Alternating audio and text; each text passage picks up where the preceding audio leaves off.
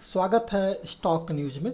अगर आप मेरे चैनल पे पहली बार विजिट कर रहे हैं तो सब्सक्राइब करें ताकि आपको लेटेस्ट इन्फॉर्मेशन मिलता रहे। आज हम बात करेंगे ट्राइडेंट के बारे में, क्योंकि ट्राइडेंट को लेकर के एक बड़ी अपडेट सामने आ रही है। इस पर आज हमारी चर्चा रहेगी और वीडियो के लास्ट में सपोर्ट और रेजिस्टेंस के बारे में भी बात करेंगे कि आने वाला जो समय है वो ट्राइडेंट के लिए कैसा रह सकता है। अब अगर न्यूज़ देखा जाए तो न्यूज़ के अनुसार ये आ रहा है कि जो कंपनी जो है राजेंद्र गुप्ता को, जो कंपनी के चेयरमैन हैं राजेंद्र गुप्ता, उनको जो पेमेंट वार्षिक जो ईयरली जो इनको पेमेंट मिल रहा है उसको लेकर के कंपनी में ही जो बोर्ड की जो टीम है उन्होंने आपत्ति जताई है कि इतना पैसा जो है क्यों दिया जा रहा है राजेंद्र गुप्ता को, यानी कि चेयरमैन को इतना पैसा क्यों मिल रहा है। इसको लेकर के बोर्ड की जो टीम है उन्होंने आपत्ति जताई है और इसका क्या एक्शन हो सकता है, ये 23 तारीख को बोर्ड की बैठक होने वाली है, उस पर इसका निर्णय होगा और देखा जाएगा कि क्या इसमें फैसला लेती है। अब न्यूज़ के अनुसार अगर देखा जाए तो जो इस पर चिंता जताई गई है वो है proxy advisory firm stakeholder empowerment services जो है, यानी कि SES ने वित्त वर्ष 2022 में कपड़ा, फैब्रिक और निर्माता जो है ट्राइडेंट के गैर कार्यकारी अध्यक्ष और प्रमोटर राजेंद्र गुप्ता को दिए गए वेतन पर चिंता जताई है। राजेंद्र गुप्ता को जो वेतन दिया जा रहा है वो लगभग जो है 57.6 करोड़ रुपया ईयरली है। और अगर देखा जाए तो पारिश्रमिक कुल बोर्ड जो है कुल बोर्ड का जो पारिश्रमिक है, यानी कि बोर्ड की टीम में जितने भी मेंबर हैं उसका लगभग 95% जो है पैसा जो है सीधा जो है राजेंद्र गुप्ता के पास जा रहा है। और स्वतंत्र निदेशकों को दिए गए कुल वेतन का 51 गुना जो है पैसा जो है ये जा रहा है राजेंद्र गुप्ता के पास। तो इसलिए भी जो है इसको लेकर के चिंता जताई जा रही है कि आखिर में इतना पैसा जो है एक आदमी को क्यों दिया जा रहा है।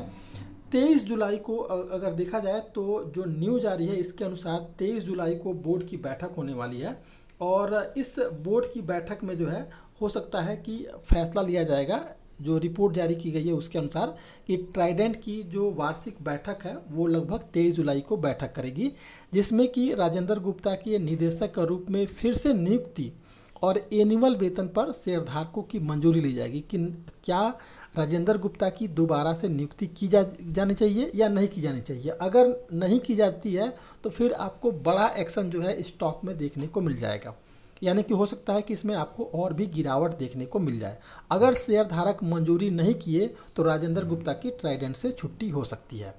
अब इसके अलावा अगर देखा जाए तो प्रॉक्सी एडवाइजरी फर्म ने एक रिपोर्ट में कहा है कि जब तक कंपनी जो है यानी कि ट्राइडेंट जो है राजेंद्र गुप्ता को कमीशन के रूप में 57.6 करोड़ रुपए के बारे में जब तक जो है भुगतान करने का कारण स्पष्ट नहीं करती है कि आखिर में क्या रीज़न है कि इतना बड़ा भुगतान जो है कंपनी राजेंद्र गुप्ता को कर रही है, तब तक जो है SES यानी कि राजेंद्र गुप्ता की नियुक्ति के बारे में चिंता सताई जा रही है और बोर्ड की बैठक में इस पर एक्शन कड़ा हो सकता है, यानी कि लगभग उम्मीद यही की जा रही है कि बोर्ड की बैठक में इनकी वहां से छुट्टी हो जाए।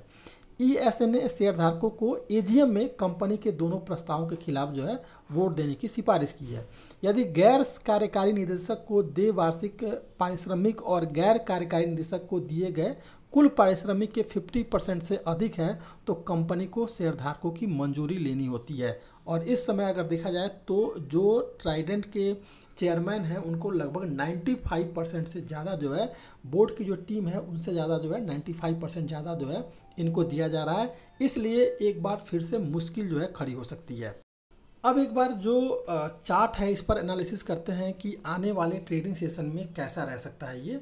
तो इस समय ये लगभग सभी अपने 20, 100 और 50 मूविंग एवरेज के अगर देखा जाए तो ये स्टॉक जो है इस समय 200 मूविंग एवरेज के और 100 और 50 मूविंग एवरेज के नीचे ट्रेड करता हुआ हमें दिखाई दे रहा है।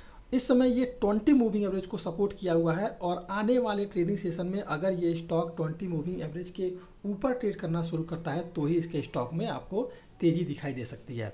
फिलहाल अगर देखा जाए तो अभी कमजोरी का मूड माहौल है। अगर किसी तरह का निगेटिव सेंटीमेंट बना और गिरावट आती है तो 34.75 रुपया के करीब जो है ये स्टॉक जाता हुआ दिखाई देगा, जो इसका पहला सपोर्ट है और ये सपोर्ट काफ़ी अहम है। तो मुझे नहीं लगता है कि 34.75 रुपया को ये तोड़ पाएगा। अगर ये 34.75 रुपया को तोड़ता है फिर आपको गिरावट जो देखने को मिलेगी वो 32 रुपये के करीब जो है ये स्टॉक जाता हुआ दिखाई देगा। फिलहाल 34.75 इसका मजबूत सपोर्ट है। इसके अलावा अगर पॉजिटिव सेंटीमेंट के साथ ये कल स्टॉक खुलता है और अप साइड ट्रेड करता है तो करंट प्राइस पे खरीदारी की सलाह रहेगी और 37.95 रुपया के करीब जो है ये स्टॉक जाता हुआ दिखाई देगा। 36.95 से 36.95 से लेकर के 37 रुपये के करीब जो है ये स्टॉक जो है इंट्राडे में जाता हुआ दिखाई दे सकता है। और अगर इसने इस स्टॉक ने अगर 37 रुपये को तोड़ दिया तो फिर आपको ऊपर की तरफ लगभग 40 रुपये के करीब जो है ये स्टॉक जाता हुआ दिखाई देगा। तो ये था अहम सपोर्ट और जो न्यूज़ आई थी। अगर आप मेरे चैनल पे पहली बार विजिट किए हैं तो सब्सक्राइब करें ताकि आपको लेटेस्ट इन्फॉर्मेशन मिलता रहे।